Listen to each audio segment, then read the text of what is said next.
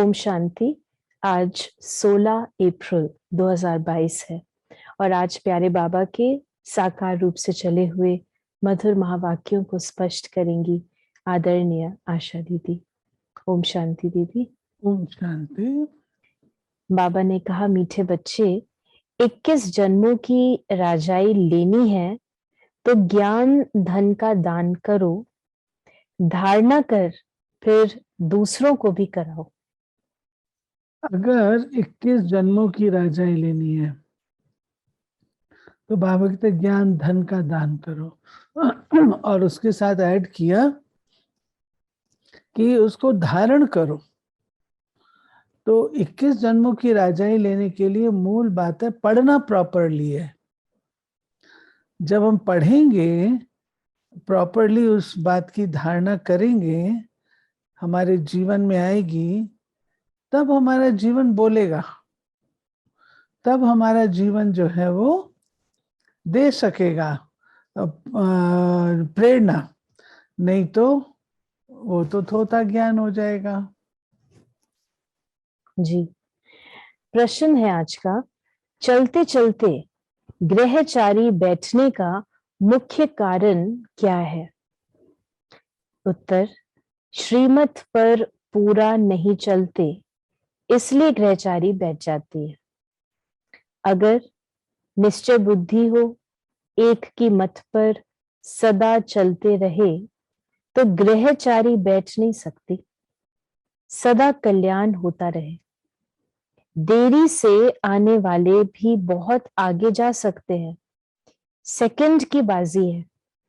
बाबा का बने तो हकदार बने।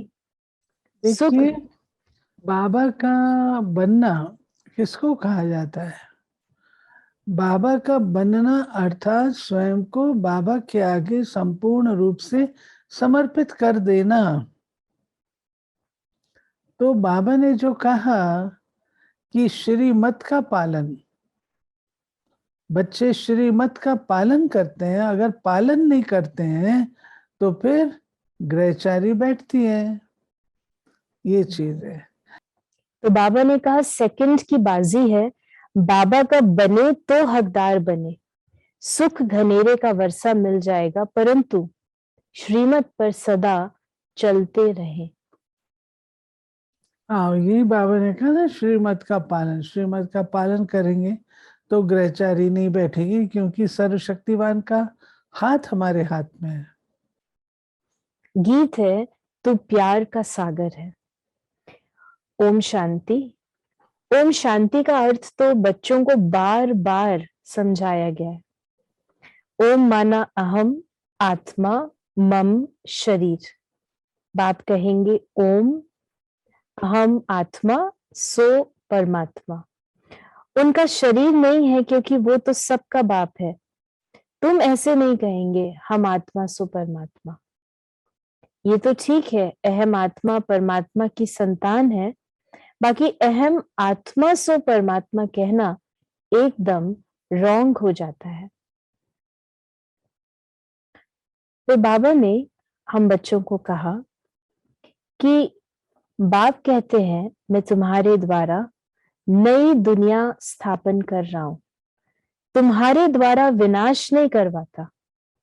वही तुम शिव शक्तियां प्रजापिता ब्रह्मा की मुख वंशावली अहिंसक शक्ति सेना हो। क्या बाबा ने कहा तुम्हारे द्वारा विनाश नहीं कराता हूँ? बाबा ने कहा कि मैं तुम्हारे द्वारा नई दुनिया स्थापन करा रहा हूं, तुम्हारे द्वारा विनाश नहीं करवाता। इस चीज को हमको समझना है प्रॉपरली, क्योंकि श्री बाबा के 3 कर्तव्य हैं और हम बच्चे भी स्वयं को मास्टर त्रिमूर्ति कहते हैं।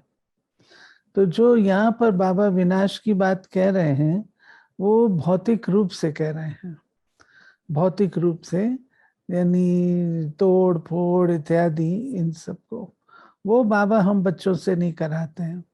लेकिन जो सूक्ष्म रूप से संस्कारों को परिवर्तन करने वाली बात है वो बाबा हम बच्चों से कराते हैं, ज्ञान और योग देते हैं, जिससे कि हम बच्चे उन जो विनाश के संस्कार हैं उनको हम समाप्त करते हैं।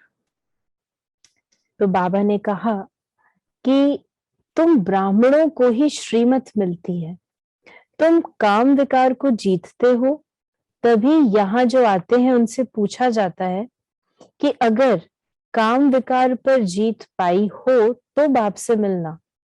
मातेले और सौतेले होते हैं, मातेले का विकार में नहीं जा सकते। अभी हमको बाप मिला है जो ज्ञान का सागर है। शिव बाबा को कहा जाता है मनुष्य सृष्टि का बीज रूप, सत, चित, आनंद स्वरूप, ज्ञान का सागर। ये शरीर पहले जड़ होता है, फिर उनमें जब आत्मा प्रवेश करती है तब चैतन्य बनता है। ये मनुष्य सृष्टि रूपी झाड़ की उत्पत्ति कैसे होती है, ये सिर्फ बाप बीज रूप ही जानते हैं, वो तुमको ज्ञान दे रहे हैं। बाबा ने कहा मैं बीज रूप हूँ, सच्चित आनंद स्वरूप हूँ और ज्ञान का सागर हूँ। फिर उसके साथ बाबा ने ये कहा, शरीर का मिसाल दिया, शरीर जड़ तत्वों का बना हुआ पुतला है, परंतु जब उसमें आत्मा रूपी बीज प्रवेश करता है तब वो जीवात्मा बनती है। फिर बाबा ने कहा इस तरीके से सारी सृष्टि की उत्पत्ति आरंभ होती है, जो कि मैं ही जानता हूँ। फिर बाबा ने कहा, बाबा कहते तुमको थोड़ा भी ज्ञान देता हूं तो तुम पुरानी दुनिया से नई दुनिया में चले जाते हो। बाबा ने कहा कि तुम अभी ब्राह्मण हो, वो समय आएगा फिर तुम ही कहेंगे ब्राह्मण देवताए नमः, क्योंकि अभी तुम पूज्य ही जाकर पुजारी बनते हो। ये बड़ी गुह्य रमणीक बातें हैं। जो श्रीमत पर चलने वाले हैं वो इस रीति धारण कर और करा सकते हैं। तो बाबा ने कहा कि यहाँ भी दान नंबरवार दान करते हैं तो उनको एवजा मिलता है, तब कहा जाता है धन दिए धन ना खुटे। वहां दान करते तो अल्पकाल के लिए दूसरे जन्म में मिलता है, साहूकार घर में जाते हैं। ये यहाँ तो बाबा ज्ञान मार्ग और भक्ति मार्ग उसमें दान पुण्य के महत्व को बता रहे हैं कि भक्ति में द्वापर कलयुग में दान करते हैं तो अल्पकाल का मिलता है, और जब हम इसमें करते हैं तो बढ़ता ही जाता है, जितना करते हैं उतना ही वो बढ़ता है। बाबा ने कहा कि यहाँ तो 21 जन्म के लिए राजाई के अधिकारी बन जाते हैं। तुमको सब पॉइंट्स भी नोट करनी है, तुमको कागज पर देख भाषण नहीं करना है, परंतु बुद्धि में रख भाषण करना है। जैसे शिव बाबा ज्ञान का सागर पतित पावन है, ऐसे तुम बच्चों को भी बनना है। तो बाबा ने कहा, एक बच्ची ने लिखा कि हमारा बाप टीचर था, आप भी हमारे बाप टीचर हो।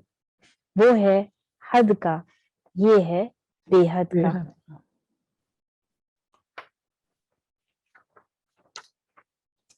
फिर बाबा ने कहा कि भारत ही स्वर्ग था, भारत ही नरक है।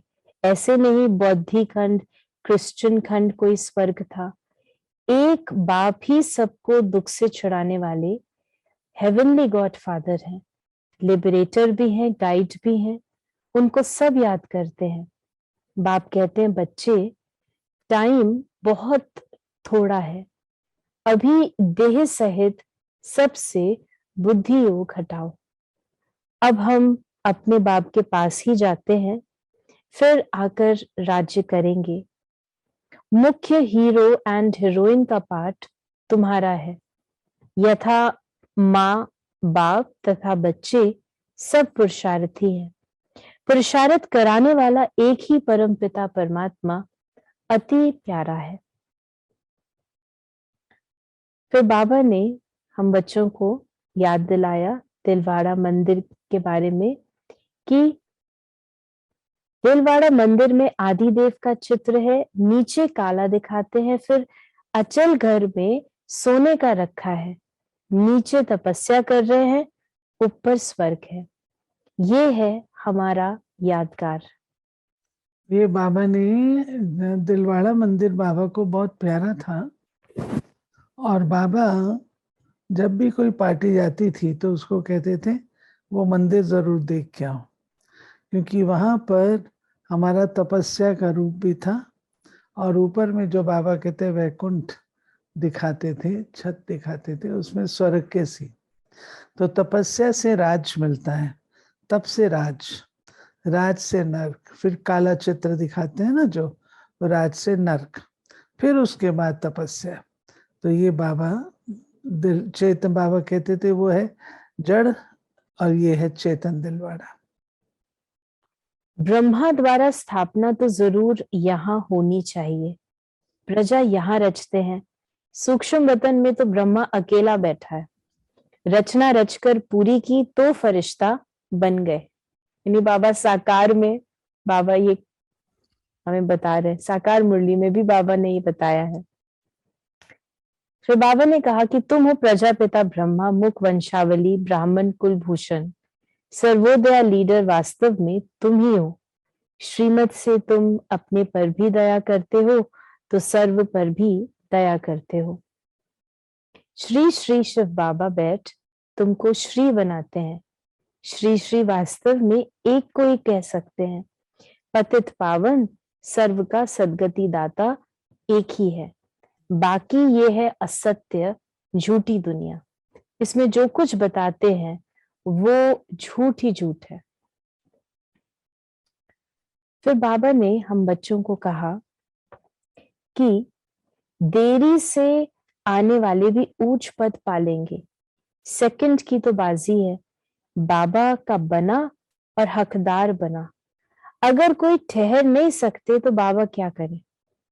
निश्चय बुद्धि हो, श्रीमत पर चले तो बस। जैसे उस कमाई में ये है पढ़ाई, और पढ़ाई में परीक्षाएं तो आती हैं। तो बाबा कहते हैं अगर कोई नहीं चल सकता है तो उसमें बाबा क्या कर सकता है? ठीक से पढ़ोगे तो चल पाओगे। अब बीच में अगर संशयात्मक बुद्धि बन जाओगे, संग के रंग में आओगे, या अपना डिसिप्लिन तोड़ोगे, तो फिर निश्चय तो जरूर हिलेगा। हिलेगा तो फिर बाबा का हाथ भी छूटेगा।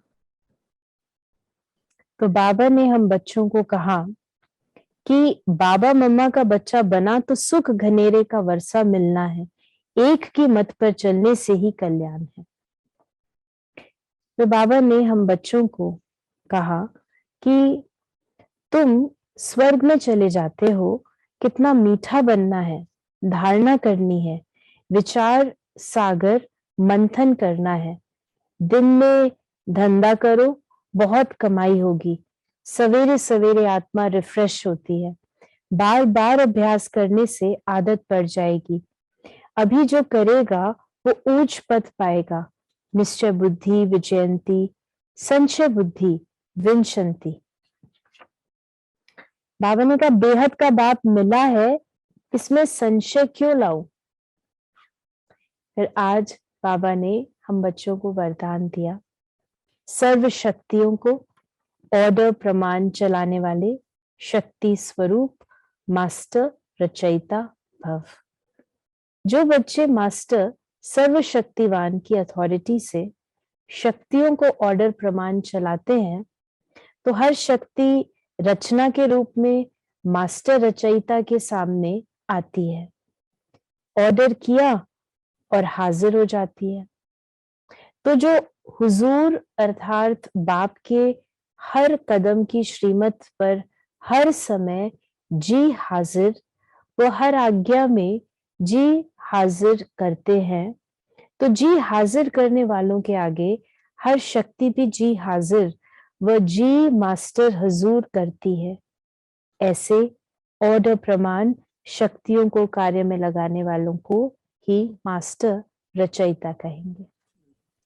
ये बाबा ने आज नई परिभाषा दी है, शक्तियों को कार्य में लगाने वाले को मास्टर रचयिता कहेंगे। रचयिता के पास शक्तियां होनी चाहिए ना। स्लोगन है आज का, सिंपल बन अनेक आत्माओं के लिए सैंपल बनना, ये भी बहुत बड़ी सेवा है। तो ये थे बाबा के आज के महावाक्यों का स्पष्टीकरण। यदि आपके मन में कोई सवाल है तो उसे मैसेज या व्हाट्सएप करें 8826599309 पर, और हम आपके प्रश्नों का उत्तर प्रश्नोत्तरी कार्यक्रम में लेने का प्रयास अवश्य करेंगे। ओम शांति।